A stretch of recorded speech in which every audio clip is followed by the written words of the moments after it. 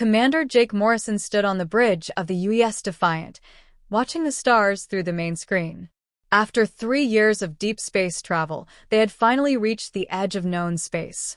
His crew of 200 had volunteered for this mission, knowing they might never see Earth again. "Commander, we're picking up something on the long-range sensors," said Lieutenant Amy Carter from her station. Her voice carried excitement, mixed with worry. "It's big, and it's moving toward us." Jake walked over to her console and looked at the readings. 3 large objects were approaching their position at incredible speed. The computer couldn't identify what they were, but they were definitely not natural. "Sound general quarters," Jake ordered. "All hands to battle stations. This could be it, people. First contact." The crew moved quickly to their positions.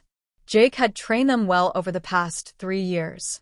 They knew this moment might come, but none of them were really prepared for what they were about to face. "Sir, the objects are slowing down," reported Navigator Claire West. "They're taking formation around us. Distance, 50,000 kilometers and closing." Jake felt his heart racing. Humanity had dreamed of this moment for centuries, meeting another intelligent species among the stars. He opened a channel on all frequencies. "Unknown vessels. This is Commander Jake Morrison of the Earth ship UES Defiant. We come in peace and wish to establish communication with your people." The response came immediately, but not in the way they expected. A powerful energy beam struck their ship, causing the lights to flicker and alarms to sound throughout the vessel. "Damage report," Jake shouted over the noise. "They hit our communication array," called Chief Engineer Lisa Park from the engine room through the internal comm. "We can still receive, but we can't transmit on long range." Then the alien voice came through their speakers. It was cold and mechanical, translated by their computers into English. "Primitive creatures of the 3rd planet. You trespass in the space of the Zephyrian Empire. Your species is unknown to us, which means you are not civilized enough to be here." Jake tried to respond, but their short-range communications were being jammed. He could only listen as the alien continued. "I am Admiral Kextar of the Imperial Fleet. Your crude metal ship and barbaric technology offend us. You will surrender immediately or be destroyed." The 3 alien ships moved closer. Through the main screen, Jake could see them clearly now. They were beautiful in a terrible way, with smooth silver hulls that seemed to flow like liquid metal. Energy patterns danced along their surfaces like living lightning. "Sir, they're charging weapons," reported Weapons Officer Ben Clark. "Energy readings are off the charts." Jake made a quick decision. "All power to engines. Take us to maximum speed. Try to get us out of here." The Defiant lurched forward as Lisa pushed the engines beyond their safety limits. But the alien ships matched their speed easily, staying in formation around them like hunters surrounding prey. "Commander, I'm getting massive energy buildup from all 3 ships," Amy reported. "They're going to fire." "Evasive maneuvers," Jake ordered, but he knew it was hopeless. Their ship was designed for exploration, not combat. They had only basic weapons and shields. The alien attack came from all sides. Beams of pure energy struck their hull, causing explosions throughout the ship. The artificial gravity failed, and crew members floated helplessly as their world turned upside down. "Hull breaches on decks 3 and 7, Lisa reported, her voice strained. "We're losing atmosphere fast. Emergency bulkheads are sealing, but we've lost contact with the rear sections." Jake pulled himself to Amy's station. "Can you get a message to Earth?" "I'm trying, sir," she said, working frantically at her controls. "The jamming is too strong, but maybe if I use the emergency beacon?" Another blast shook the ship. Through the screen, Jake could see pieces of their hull floating away into space. The Defiant was dying, and there was nothing he could do to save her. "Got it," Amy shouted. "I'm transmitting everything we recorded about these aliens. Location, ship designs, weapons data, everything." "Good work," Jake said. He opened the internal communication system. "All hands, this is the commander. It's been an honor serving with you. Make sure the life pods are ready." But even as he spoke, he knew the life pods wouldn't save them. The alien ships surrounded them completely, and space was cold and empty. Admiral Kekstar's voice came through their speakers again. Your message has been intercepted and destroyed, primitives. Your home world will never know what happened here. The Zephyrian Empire has claimed this sector for 1,000 years. We will not tolerate the presence of inferior species. The final attack came without warning. All 3 alien ships fired at once, their energy weapons tearing through the Defiant's remaining hull like paper. Explosions ripped through the ship from bow to stern. Jake felt the deck disappear beneath his feet as the bridge was torn apart. In his final moments, he saw Amy at her station, still trying to send their message home. The young lieutenant had served with courage and dedication, just like all his crew. The UES Defiant broke apart in a shower of metal and flame. 200 brave souls died in the darkness between the stars, their only crime being human in a galaxy that didn't welcome them. But Amy's message had gotten through, racing toward Earth at the speed of light. Hidden in a burst of static that the aliens missed, the transmission carried everything humanity needed to know. They were not alone in the universe, and they had enemies. Admiral Kekstar watched the human ship burn with satisfaction. Dispose of the debris, he ordered his subordinates. There must be no trace that these creatures were ever here. The Zephyrian ships used their energy weapons to vaporize the wreckage, leaving nothing but empty space where the Defiant had made its last stand. Then they resumed their patrol, confident that they had eliminated another group of primitive wanderers. They had no idea that their actions had just awakened something terrible. Earth would receive Amy's message in 3 months, and when they did, the galaxy would never be the same.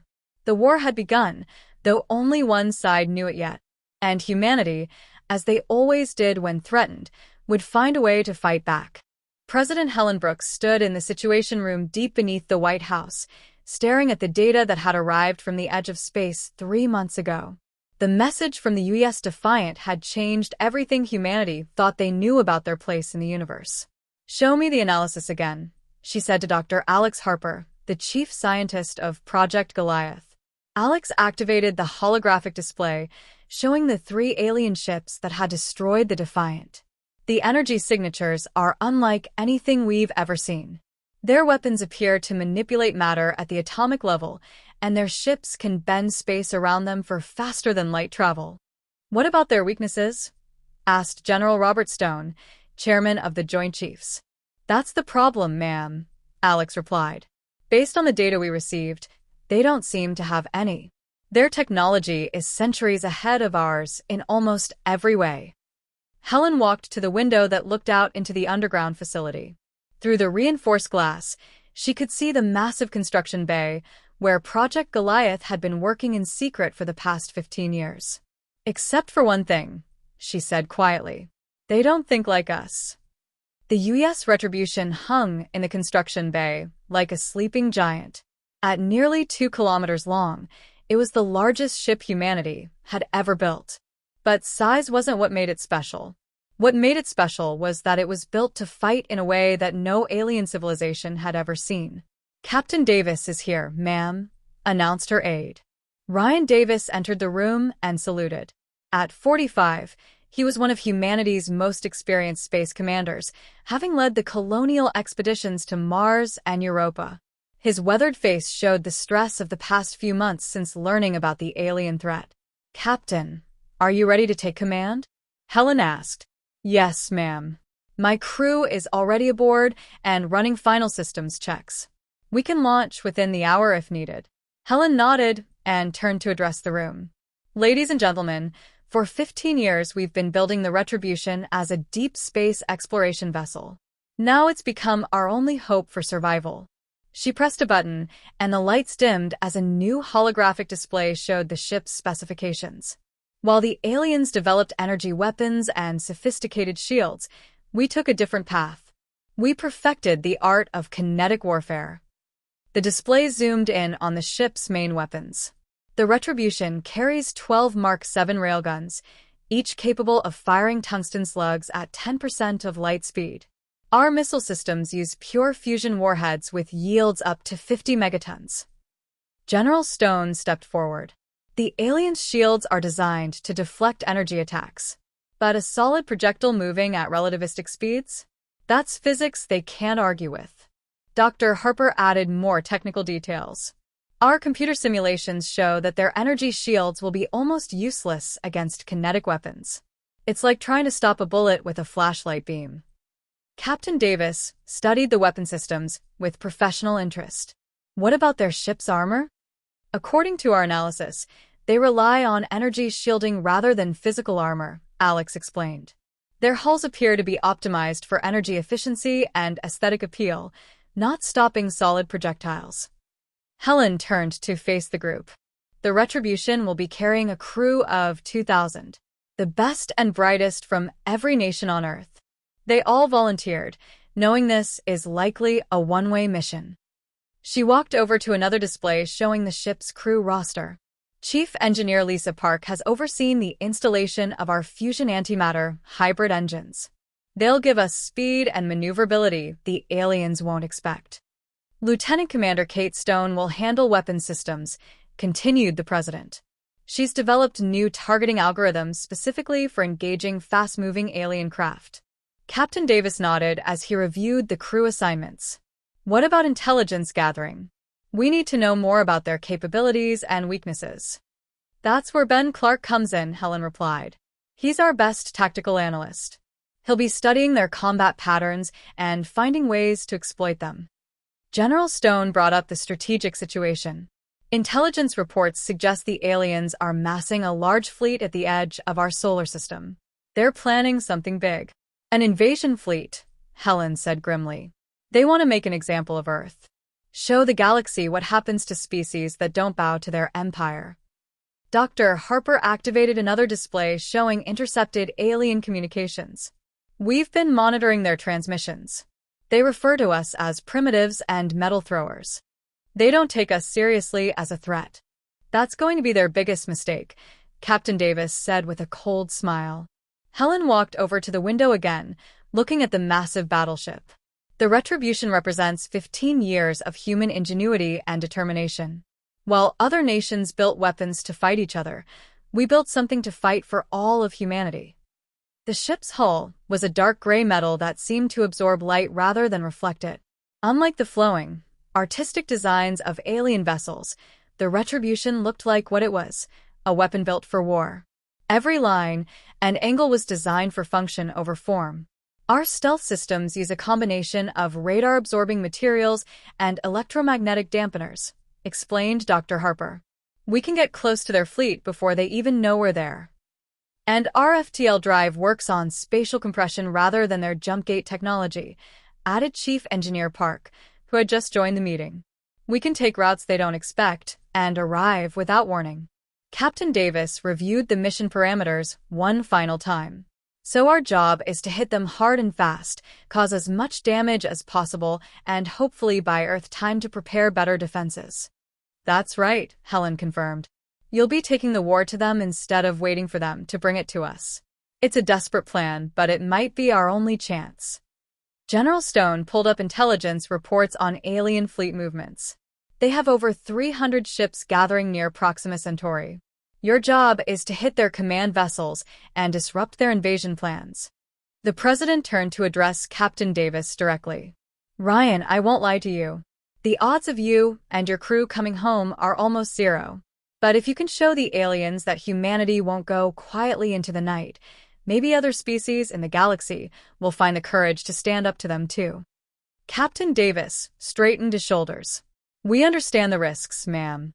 My crew knew what they were signing up for when they volunteered. We're ready to do our duty. Helen nodded with respect. Then Godspeed, Captain. The fate of humanity rests in your hands. As the meeting broke up, the massive doors of the construction bay began to open. The U.S. Retribution moved slowly toward the launch tunnel that would take it to the surface. In a few hours, it would be racing through space toward an enemy that had never faced anything like it. The war for humanity's survival was about to begin. Captain Ryan Davis walked through the corridors of the U.S. Retribution, inspecting his ship and crew as they prepared for departure. The massive vessel hummed with activity as 2,000 people worked to make final preparations for their journey into the unknown. In the weapons bay, Lieutenant Commander Kate Stone supervised the loading of tungsten slugs into the railgun magazines. Each projectile was the size of a telephone pole and weighed several tons. When fired at relativistic speeds, they would carry the kinetic energy of a small nuclear weapon. "How are the targeting systems, Kate?" Ryan asked as he approached. "Running perfectly, sir," she replied, wiping grease from her hands. "We've programmed multiple attack patterns based on the alien ship data. The computer can track and engage up to 50 targets simultaneously." Ryan nodded and moved on to the engine room, where Chief Engineer Lisa Park was running final diagnostics on the fusion antimatter hybrid drive system. The engines were humanity's greatest achievement, capable of accelerating the massive battleship to speeds that would surprise any alien fleet. "Lisa, how are we looking?" Ryan asked. "All green across the board, Captain," she replied without looking up from her console. "The new antimatter containment system is holding steady, and the fusion reactors are operating at optimal efficiency. We can maintain maximum thrust for 6 months if needed." The engineering section was a marvel of human technology. Unlike the elegant energy systems used by aliens, human engineering was built for reliability and power. Massive pipes carried coolant and fuel throughout the ship, while heavy machinery hummed with barely contained energy. Dr. Alex Harper worked in the science section, analyzing every piece of data they had about alien technology. His team had spent months studying the recordings from the Defiant, looking for any weakness they could exploit. "Doctor, what's your assessment of their combat capabilities?" Ryan asked as he entered the laboratory. Alex pulled up holographic displays showing alien ship designs. Their vessels are built around energy manipulation technology. They use gravity fields for propulsion, energy shields for defense, and particle beam weapons for offense. It's all very sophisticated and elegant. "But," Ryan prompted, sensing there was more. "But it's also predictable," Alex continued. "They've been using the same basic technology for centuries, maybe millennia. They've never had to adapt to face kinetic weapons because no civilization in their part of the galaxy uses them." Ryan studied the alien ship schematics. "What about their tactics?" "That's where it gets interesting," Alex said, bringing up combat footage.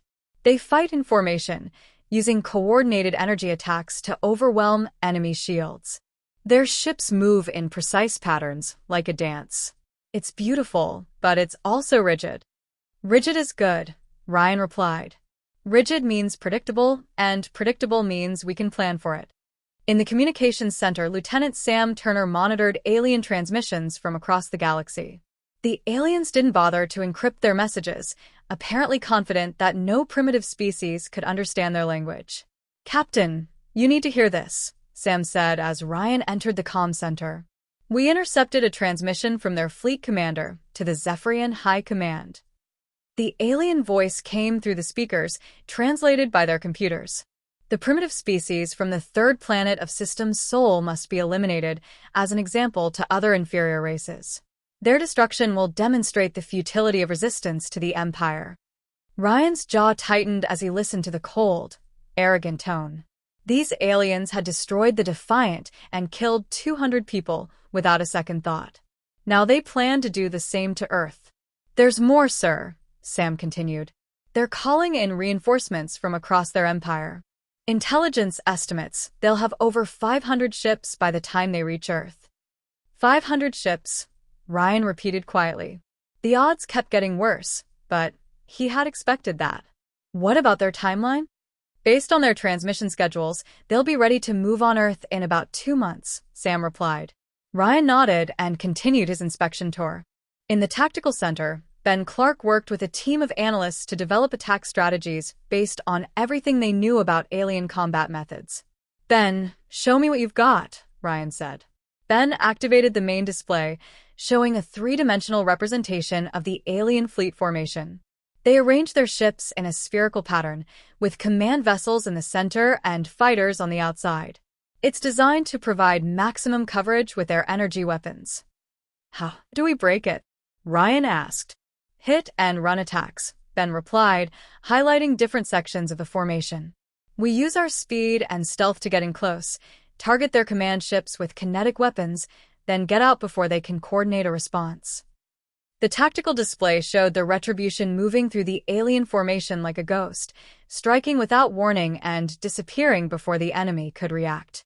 The key is to avoid their energy weapons entirely, Ben continued. We can't match them in a direct energy fight, but we don't have to. We make them fight our kind of war instead. Ryan walked to the observation deck, where he could see Earth growing smaller in the distance.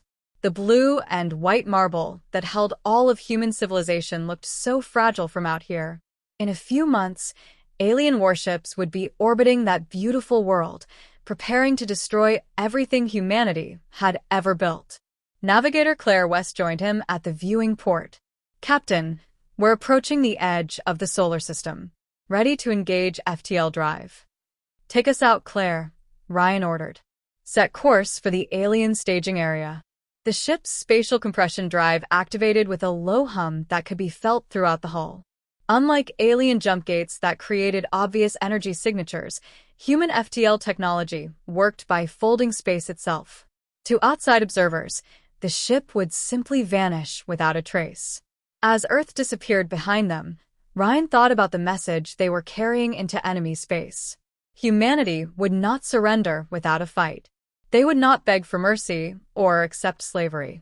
They would meet their enemies with violence and determination, even if it meant their destruction. The crew worked with quiet efficiency as they raced through folded space toward their target. They all knew the odds against them. 500 alien warships versus one human battleship. No rational person would call those good odds. But humans had never been entirely rational.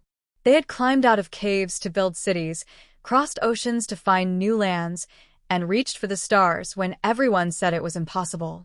Now they would do something even more impossible. They would take their primitive kinetic weapons and show an advanced alien civilization what war really meant.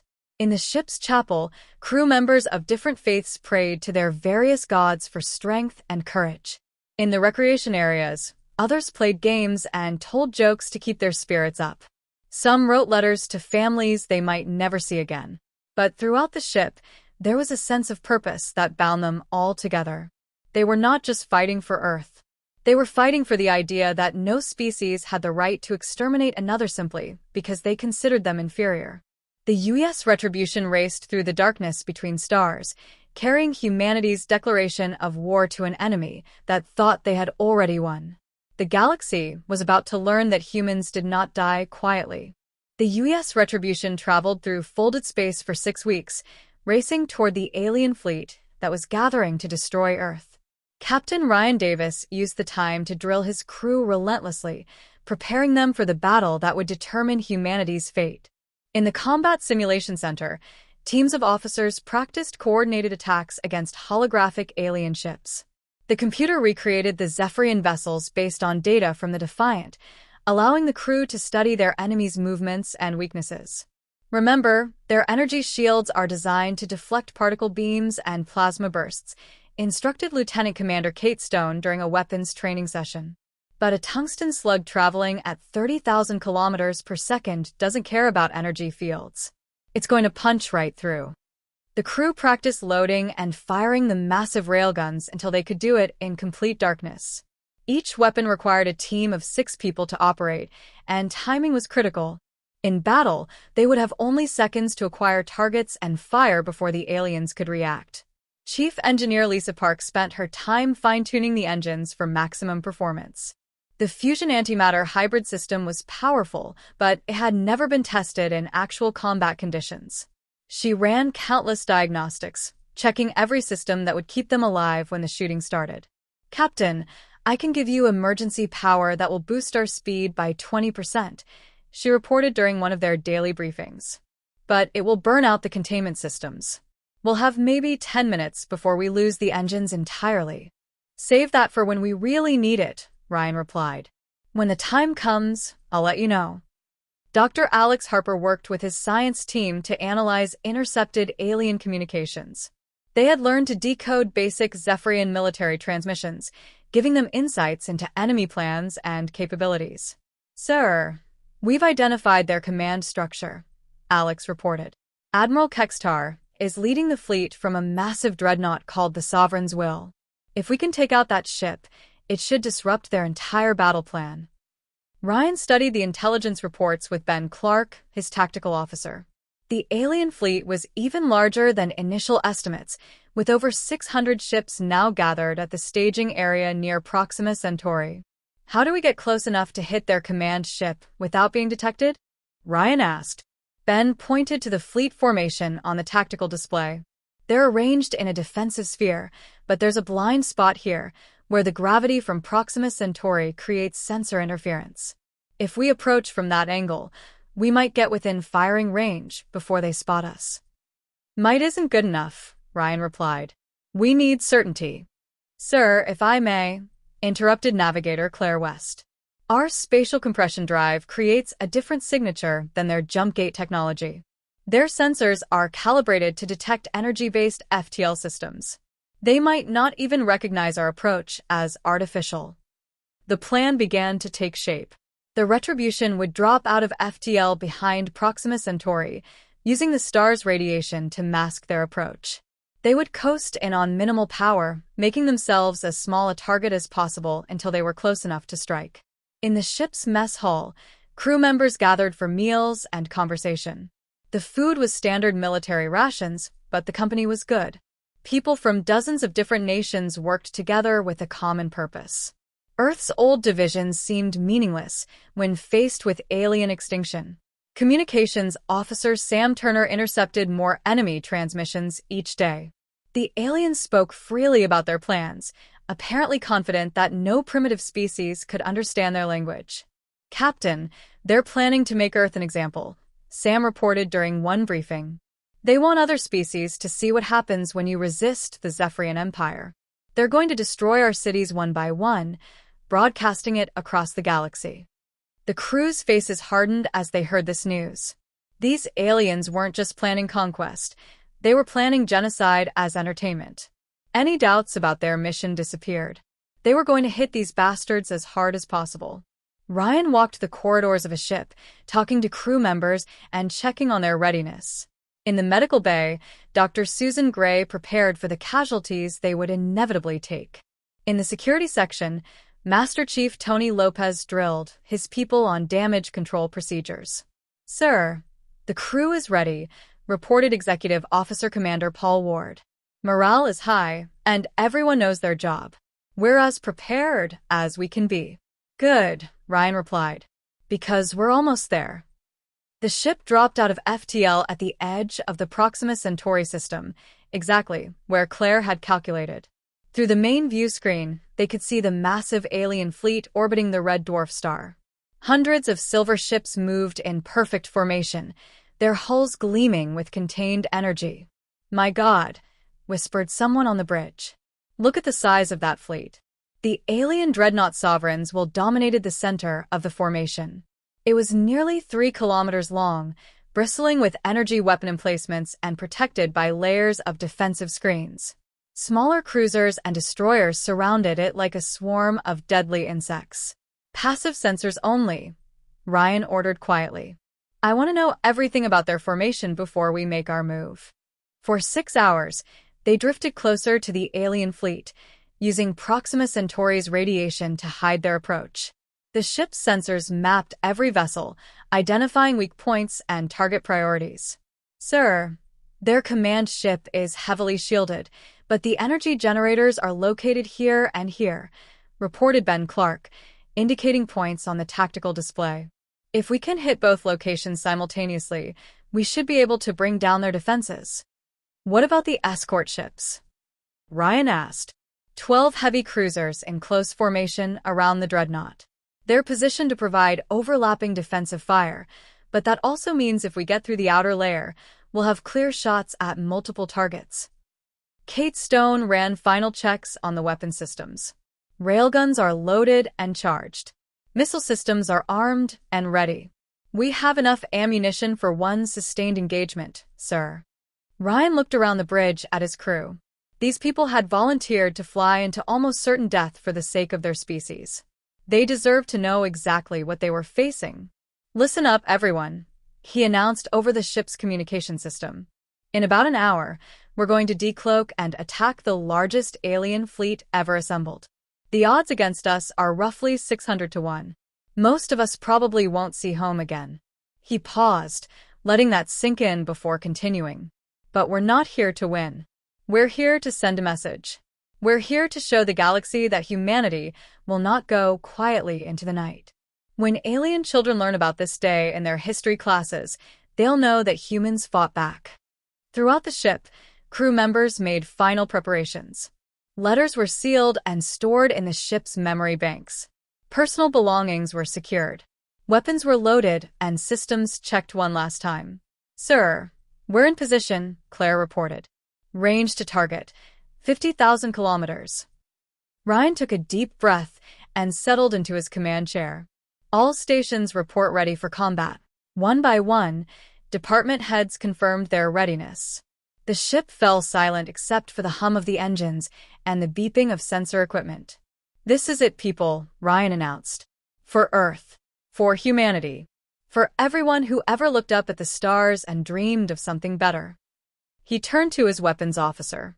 "Kate, you may fire when ready." The silence on the bridge of the U.S. Retribution was broken by the deep thrumming of the railgun capacitors charging to full power. Lieutenant Commander Kate Stone's hands moved across her weapon controls with practiced precision as she selected targets among the alien fleet. "Target lock confirmed on the Sovereign's will," she reported. All railguns aimed at the command ship's power generators. Captain Ryan Davis gripped his command chair as he watched the tactical display. 600 alien warships floated in perfect formation, completely unaware that death was racing toward them from the darkness. "Fire," Ryan commanded. 12 massive railguns discharged simultaneously, sending tungsten slugs racing toward the alien fleet at 30,000 kilometers per second.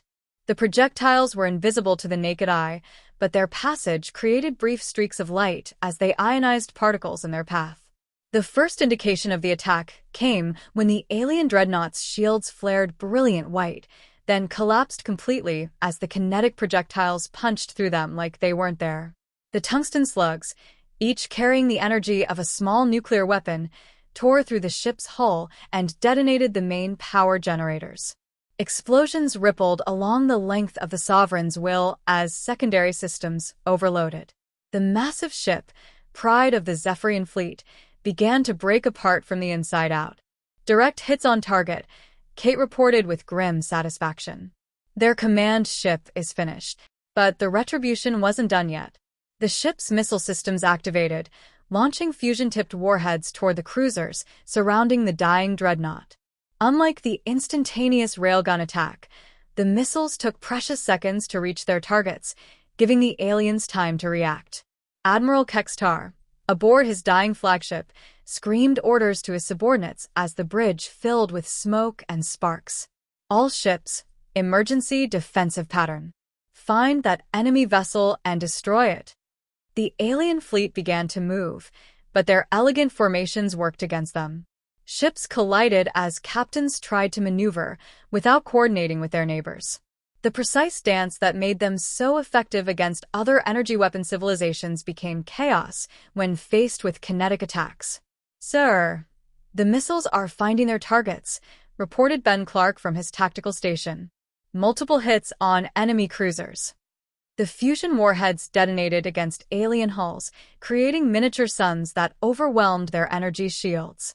3 cruisers disappeared completely in balls of nuclear fire, while 2 others spun helplessly with their propulsion systems destroyed. "They're trying to locate us," Sam Turner called from communications. "I'm picking up active scanning on all frequencies." Ryan turned to his navigator. "Claire, get us out of here. Maximum acceleration, evasive pattern delta." The Retribution's engines roared to life, pushing the massive ship away from the alien fleet at speeds that shouldn't have been possible for something so large. The spatial compression drive allowed them to bend physics in ways the aliens had never seen. "Sir, they found us," Claire reported as energy beams began reaching toward their position. "Multiple ships converging on our location." "Return fire," Ryan ordered. "All weapons, continuous bombardment." The railgun spoke again, sending another volley of death into the alien formation. This time the targets were the escort ships, and the results were just as devastating. Alien vessels built for energy combat had no defense against solid projectiles, moving at relativistic speeds.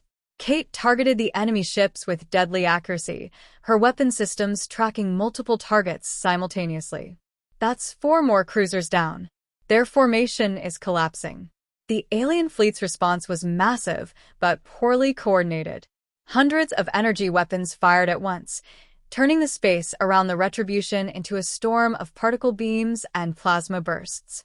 But the human ship was already somewhere else, having used its superior speed to break contact. "Damage report," Ryan called. "Minor hits on the outer hull," reported Chief Engineer Lisa Park. "Armor is holding. No significant damage to critical systems."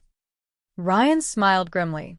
The aliens' energy weapons were designed to overload shields and disable systems gradually.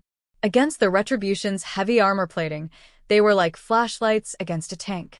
"Sir, I'm reading massive explosions throughout their fleet," Ben reported. "It looks like they're having problems with friendly fire." The alien ships had never faced an enemy that could move as fast as the Retribution. Their targeting systems, designed for the stately battles between energy weapon civilizations, couldn't track the human ship's erratic movements. As a result, they were firing at shadows and hitting their own vessels. "Good," Ryan replied. "Let them destroy each other. Kate, target their remaining command ships. Let's see how well they coordinate without leadership." The battle turned into a nightmare for the Zephyrian fleet. The single human ship darted through their formation like a ghost, appearing long enough to deliver devastating kinetic strikes before vanishing again. Every time they tried to coordinate a response, another command ship would explode, leaving the surrounding vessels confused and directionless. Admiral Kextar, now aboard an escape pod as his flagship broke apart around him, watched in horror as his invincible fleet was systematically destroyed by a single primitive vessel. "How is this possible?" he transmitted to his remaining ships. "They're using metal projectiles. Simple kinetic weapons." But simple didn't mean ineffective. The tungsten slugs were punching through alien hulls like paper, while the fusion missiles were creating expanding spheres of destruction that consumed everything in their path. "Sir, we've destroyed 18 major vessels and damaged at least 30 more, Kate reported. "They're starting to break formation and retreat." Ryan watched the tactical display as the alien fleet fell apart. Ships that had maintained perfect formations for centuries were scattering in all directions, their crews panicking as they faced weapons they had never encountered before. "Communications, Sam. Send this message on all alien frequencies," Ryan ordered. "Ready, sir." "To the Zephyrian Empire and all who can hear this transmission. This is Captain Ryan Davis of the Earth ship UES Retribution. You came to our space and murdered our people. You called us primitives and planned to destroy our world as an example to others. Now you know what happens when you threaten humanity." Throughout the alien fleet, surviving ship commanders listened to the transmission with growing fear. This single human vessel had done more damage to their forces than entire rebellions had managed in the past. "We are not the primitives you thought we were," Ryan continued. "We are something you have never faced before. We are humans, and we do not surrender. We do not beg for mercy. When you threaten us, we come for you with everything we have." The Retribution made one final pass through the alien formation, its railguns firing continuously at any ship that hadn't yet retreated. Explosions marked the end of vessels that had patrolled the galaxy for centuries, their crews never imagining they would die at the hands of a species they considered inferior. "Sir, the remaining ships are jumping to FTL," Claire reported. "They're abandoning the system." Ryan nodded as he watched the alien fleet scatter to the winds. Of the 600 ships that had gathered to destroy Earth, fewer than 400 were limping away. The rest were debris floating around Proxima Centauri. "Set course for their secondary staging area," Ryan ordered. "If they want to invade Earth, they'll have to get past US first." The crew cheered as the Retribution turned away from the destruction they had caused. They had struck the first blow in humanity's war for survival, and it had been a devastating one. But Ryan knew this was just the beginning. News of their attack would spread throughout the galaxy, and soon every alien civilization would know that a new power had entered the galactic stage. A power that fought with weapons they had never seen and tactics they couldn't understand. The galaxy was about to learn that humans were no longer hiding in their little corner of space. They had come out to play, and they played for keeps. News of the attack on the Zephyrian fleet spread across the galaxy faster than the speed of light, carried by the surviving ships that had fled from Proxima Centauri. For the first time in centuries, an Imperial fleet had been destroyed by a single enemy vessel using weapons that seemed to ignore all known laws of warfare. On the capital world of Zephyria Prime, High Admiral Vexthal stood before the ruling council, his normally perfect composure shattered. The holographic display showed the wreckage of what had been their most powerful fleet. Explain to us how 600 of our finest warships were defeated by one primitive vessel, demanded Council Leader Mortak, her voice cold with fury. The humans use kinetic weapons, my lord, Vexthal replied, struggling to maintain his dignity. Solid projectiles fired at enormous velocities. Our shields are useless against them. The council chamber fell silent as the implications sank in. For thousands of years, galactic warfare had been conducted with energy weapons and defensive shields. Every civilization had evolved along similar technological lines, creating an elegant dance of attack and defense that the Zephyrians had mastered. Kinetic weapons?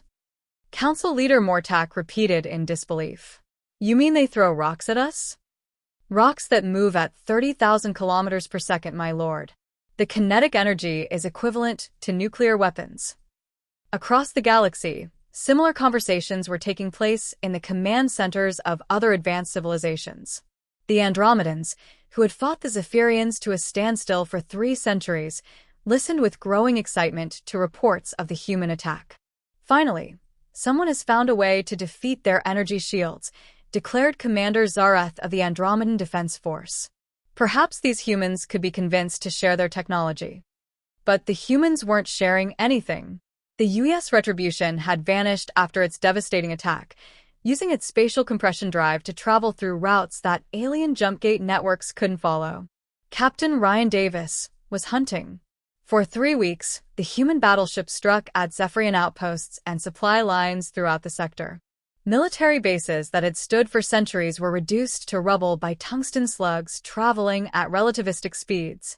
Transport convoys disappeared without a trace, their escorts destroyed by fusion missiles that appeared out of nowhere. Sir, we've hit 17 targets in the past month, reported Lieutenant Commander Kate Stone during a tactical briefing aboard the Retribution. Their military communications are in complete chaos. Captain Davis studied the reports of their recent attacks. Each strike had been planned with precision, targeting key installations that would cripple the enemy's ability to coordinate a response. But he knew they were running out of time. What's our ammunition status? He asked. Down to 60% on railgun slugs, 40% on fusion missiles, Kate replied. We can maintain operations for maybe 2 more weeks at current consumption rates. Chief Engineer Lisa Park added her concerns about the ship's condition. The engines are holding up well, but we're pushing them beyond design limits. I can keep us running, but we need a maintenance break soon. Dr. Alex Harper had been monitoring alien communications and brought disturbing news. Captain, they're adapting faster than we expected. Intelligence reports suggest they're developing new defensive systems specifically designed to counter kinetic weapons. Ryan nodded grimly. He had expected this. The aliens were too advanced to remain vulnerable to the same tactics indefinitely. But humanity had bought precious time for Earth to prepare its defenses. What about reinforcements? Asked Ben Clark. Any word from home? Communications Officer Sam Turner answered. Earth Command reports that 12 more ships like the Retribution are under construction. But the first one won't be ready for at least 6 months. The bridge fell quiet as everyone absorbed this information. They were alone in enemy territory, outnumbered by thousands to 1, and their tactical advantage was slowly disappearing. Sir, incoming transmission, Sam reported. It's Admiral Kextar. The main screen activated, showing the Zephyrian Admiral aboard a new flagship. His expression was a mixture of rage and grudging respect. Captain Davis of the human vessel. I am Admiral Kextar of the Imperial Fleet. You have caused considerable damage to our forces. Ryan stepped forward to address his enemy directly. Admiral, I see you survived the destruction of your command ship. Indeed. And I have learned much from our previous encounter. Your kinetic weapons are crude, but effective against our energy-based defenses. However, that advantage is temporary. Behind the alien admiral, Ryan could see technical displays showing new defensive systems being installed on Zephyrian ships. Thick armor plating and kinetic barriers designed specifically to stop solid projectiles. We offer you terms, Kextar continued. Surrender now, and your species will be granted client status within the Empire. Your homeworld will be spared, and your people will serve as warriors in our fleet. Ryan's expression hardened. We've seen how you treat species you consider inferior, Admiral. Your offer is rejected. Then you doom your entire species to extinction. We have called upon every fleet in the Empire. Over 10,000 ships are converging on your system. Your single vessel, no matter how deadly, cannot stop them all. Maybe not, Ryan admitted, but we'll make you pay for every meter of space between here and Earth. And when you finally reach our world, you'll find it's not as defenseless as you think. The transmission ended as Kextar's image disappeared from the screen. The crew of the Retribution looked to their captain for guidance, knowing that their situation had just become much more desperate. All right, people. You heard the Admiral, Ryan announced. They're bringing everything they have to finish us off. That means we've hurt them badly enough to get their attention. He activated the ship's communication system to address the entire crew. We knew this was a one-way mission when we left Earth. Our job was to buy time for humanity to prepare, and we've done that. But we're not done yet. Throughout the ship, crew members prepared for what they all knew would be their final battles. In the weapons bay, Kate Stone and her teams worked to maximize their remaining firepower. In engineering, Lisa Park pushed the fusion reactors to their absolute limits. Sir, long-range sensors are detecting massive fleet movements, Claire reported from her navigation station. They're massing ships from across their empire. Conservative estimate puts their strength at 15,000 vessels. Ryan absorbed this information without flinching. 15,000 ships against one.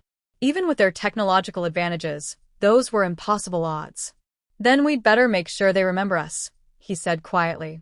Dr. Harper approached with one final piece of intelligence. Captain, I've been analyzing their communication patterns. The attack at Proxima Centauri has caused political upheaval throughout their empire. Several subject species are openly rebelling, inspired by our success. This news brought smiles to the faces of the bridge crew. Their sacrifice was having exactly the effect they had hoped for. The galaxy's oppressed peoples were finding courage in humanity's defiance. Good, Ryan replied.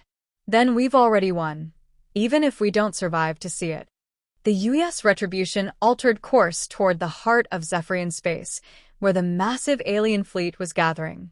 They would meet their enemies head-on, selling their lives as dearly as possible in humanity's name. But unknown to Captain Davis and his crew, their actions had already set in motion events that would reshape the galaxy. On distant worlds, other species watched and learned from human tactics. The age of energy weapon supremacy was ending, and a new era of warfare was about to begin. The galaxy would never be the same again. The emergency session of the Galactic Council convened on the neutral world of Nexus Prime, where representatives from over 200 species gathered to discuss the crisis that had erupted across the galaxy. The ancient chamber, built from crystalline materials that had witnessed countless diplomatic negotiations, buzzed with nervous energy as delegates debated what to do about the human threat. Ambassador Telvan of the Altarian Federation stood at the central podium, his blue-scaled form trembling with barely controlled fear. Esteemed colleagues, we face an unprecedented situation. A single vessel from an unknown species has destroyed over 200 Zephyrian warships using weapons we barely understand. The chamber erupted in worried chatter as holographic displays showed the devastation at Proxima Centauri. Wreckage from some of the galaxy's most advanced starships floated in expanding clouds of debris, testament to the effectiveness of human kinetic weapons. The humans used primitive solid projectiles, continued Telvan, but launched at velocities that make them more destructive than our most sophisticated energy weapons. Our shields, designed over millennia to deflect particle beams and plasma bursts, are useless against these kinetic attacks. Chancellor Vexnari of the Crystalline Collective, her translucent form shimmering with internal light, expressed what many in the chamber were thinking. Perhaps we should attempt diplomatic contact with these humans. If their weapons are so effective, they might be valuable allies against the Zephyrian Empire. This suggestion caused an uproar among the delegates. The Zephyrians had dominated galactic politics for centuries, but they had never before faced an enemy capable of destroying their fleets so easily. The humans have rejected all attempts at communication except to deliver threats, reported Intelligence Director Morgoth of the Centauran Union. They seem interested only in warfare and destruction. On the far side of the galaxy, similar discussions were taking place in the high command of various military organizations. The rebellion movements that had struggled against Zephyrian rule for decades suddenly found themselves with new hope and new possibilities. General Caxthor of the Free Andromedan Alliance studied intelligence reports from the human attacks with growing excitement. "Look at these tactics," he told his staff officers. "They don't engage in the traditional energy weapon duels. They strike fast, destroy everything they can reach, then disappear before the enemy can respond." His aide, Colonel Ventar, pulled up tactical analyses of the human ship's movements. Their vessel appears to use some form of spatial distortion for faster-than-light travel. It's completely different from our jumpgate networks, which means they can take routes we've never explored. More importantly, their weapons ignore our energy-based defenses entirely, added the general. If we could develop similar kinetic systems, we might finally be able to break the Zephyrian stranglehold on this sector. But the Zephyrians were not sitting idle while their empire crumbled around them. High Admiral Vexthal had ordered the recall of every available warship, stripping frontier defenses to concentrate maximum force against the human threat. The alien vessel must be destroyed, he declared to his assembled fleet commanders. Already, 14 subject worlds have declared independence, inspired by this human defiance. If we do not act quickly, our entire empire will collapse. The massive Zephyrian fleet that was assembling exceeded anything seen in galactic history. Over 20,000 ships from across their empire converged on the staging area, creating an armada that could devastate entire star systems. Admiral Kextar, now commanding the operation from his new flagship Eternal Dominion, addressed the fleet commanders via holographic conference. The humans have proven that kinetic weapons can penetrate our energy shields. Therefore, we are implementing new defensive measures. The display showed Zephyrian ships being fitted with thick armor plating and kinetic barrier systems. The elegant, flowing designs that had been their trademark for millennia were disappearing beneath layers of protective metal. Additionally, we have developed new targeting systems specifically designed to track fast-moving objects, Kextar continued. The humans will not catch us unprepared again. But while the Zephyrians prepared for war, the ripple effects of the human attacks continued to spread. On the mining world of Kepler 7, the oppressed mantoid workers rose in rebellion against their Zephyrian overseers, using improvised kinetic weapons based on intelligence reports about human tactics. "Throw rocks at them," shouted Hive leader Claxton as his people stormed the administrative complex. "Big rocks, small rocks, anything that moves fast enough to punch through their shields." Similar uprisings erupted across the galaxy as species that had suffered under alien domination realized that their oppressors were not invincible. The humans had shown them that advanced energy shields could be defeated by the simple expedient of hitting them with solid objects moving at enormous speeds. Meanwhile, aboard the UES Retribution, Captain Ryan Davis and his crew prepared for their final battle. Long-range sensors showed the massive Zephyrian fleet moving toward Earth, but they also detected something unexpected. "Sir, I'm reading energy signatures from at least 50 different species," reported Ben Clark from his tactical station. "It looks like they've called in allies from across the galaxy." Dr. Alex Harper analyzed the sensor data with growing concern. These aren't just Zephyrian ships. I'm seeing vessel designs from the Crystalline Collective, the Altarian Federation, even some ships from species we've never encountered before. Ryan studied the tactical display showing the enormous enemy fleet. 20,000 ships of various designs, all converging on human space with the intention of wiping out Earth's population as an example to other rebellious species. They're scared, he realized. Our attacks have frightened them so badly that they're willing to work together against us. Communications Officer Sam Turner intercepted transmissions between the various alien fleets. Sir, they're coordinating their attack patterns. The different species are sharing technology and tactical data to counter our kinetic weapons. What about our ammunition status? Ryan asked Kate Stone. We have enough tungsten slugs for one major engagement, maybe two if we're conservative, she replied. Fusion missiles are down to 30%. Chief Engineer Lisa Park reported on the ship's mechanical condition. The engines are holding together, but we're running on borrowed time. I estimate we can maintain maximum power for maybe 6 more hours before something critical fails. Ryan gathered his senior staff for what they all knew would be their final briefing. The holographic display showed the route the alien fleet would take to reach Earth, and the narrow window of opportunity where the Retribution might intercept them. We can't stop them all, Ryan said bluntly. But we can make them pay such a high price that other species will think twice before joining future attacks on human targets. He activated the ship's communication system to address the entire crew. Ladies and gentlemen, our long-range sensors show an alien fleet of over 20,000 ships heading for Earth. Our job is to delay them, disrupt them, and cause as much damage as possible before they reach our home system. Throughout the ship, crew members made final preparations for battle. Personal belongings were secured, last letters were written, and weapon systems were loaded for maximum effect. Sir, message from Earth Command, Sam reported. President Brooks sends her thanks to the crew of the Retribution. She says that our actions have bought Earth the time needed to complete construction of the home defense fleet. Ryan nodded with satisfaction.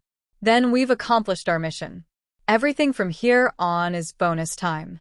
The U.S. Retribution altered course to intercept the alien fleet, its fusion engines pushing the massive ship toward what everyone aboard knew would be their final battle.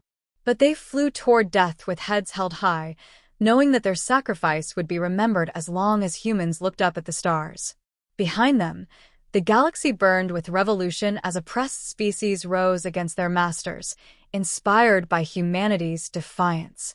The age of Zephyrian dominance was ending, and a new chapter in galactic history was about to begin. 6 months after the U.S. Retribution had left Earth on its desperate mission, the massive alien coalition fleet finally reached the edge of the solar system. Admiral Kextar stood on the bridge of his flagship, expecting to find a primitive world cowering in fear, ready to surrender to overwhelming force. Instead, his sensors detected something that sent a chill through his scaled spine. 13 massive ships hung in formation near Jupiter's orbit, each one broadcasting the same energy signature as the vessel that had destroyed his fleet at Proxima Centauri. Impossible, he whispered, staring at the tactical display. How could they have built so many ships so quickly? The lead human vessel opened communications, and a familiar voice filled the alien command centers throughout the coalition fleet. This is Captain Ryan Davis of the U.S. Retribution. Welcome to the solar system. I hope you're prepared for the fight of your lives. But this couldn't be the same ship that had been wreaking havoc across Zephyrian space for months. The vessel they had been hunting was supposed to be alone, cut off from support, running low on supplies and ammunition. Human Captain, you are outnumbered 20,000 to 13, Admiral Kextar broadcast across all frequencies. Surrender now and your species will be granted quick deaths. Ryan's response came back immediately, filled with cold amusement. Admiral, you seem to be under the impression that this is the same ship you've been chasing. Allow me to introduce you to the rest of humanity's fleet. The 13 human battleships spread into attack formation, their massive hulls bristling with weapons that the aliens had learned to fear. But these ships were different from the original Retribution. They had been built with 6 months of combat experience and captured alien technology. Dr. Alex Harper, now aboard the U.S. Vengeance, analyzed the approaching alien fleet with scientific precision. Sir, they've upgraded their defenses significantly. Kinetic barriers, additional armor plating, redundant shield systems. They're not going to be as easy to kill as their predecessors. Captain Susan Gray, commanding the newest battleship, studied the enemy formations with tactical interest. They've learned from our attacks. But so have we. The human fleet had indeed learned. Each new battleship incorporated improvements based on battle data transmitted from the original Retribution. More powerful railguns, faster missile systems, better armor, and most importantly, new weapons that the aliens had never seen. All ships, prepare for engagement. Ryan broadcast to the human fleet. Remember, we're not just fighting for Earth anymore. The whole galaxy is watching. Indeed, species across the galaxy were monitoring the battle through various intelligence networks. On rebel worlds, freed slaves gathered around communication devices, hoping to witness another human victory. In the halls of power, nervous leaders waited to see if the upstart species from Sol could back up their earlier threats. The alien coalition attacked first, 20,000 ships unleashing a coordinated barrage of energy weapons that should have overwhelmed any defense. But the human ships weren't where the targeting computers expected them to be. Using their superior spatial compression drives, the human fleet scattered in all directions, their movements too fast and unpredictable for the aliens' energy-based targeting systems. The massive enemy barrage struck empty space, while the human battleships appeared at unexpected angles. "Open fire," Ryan commanded.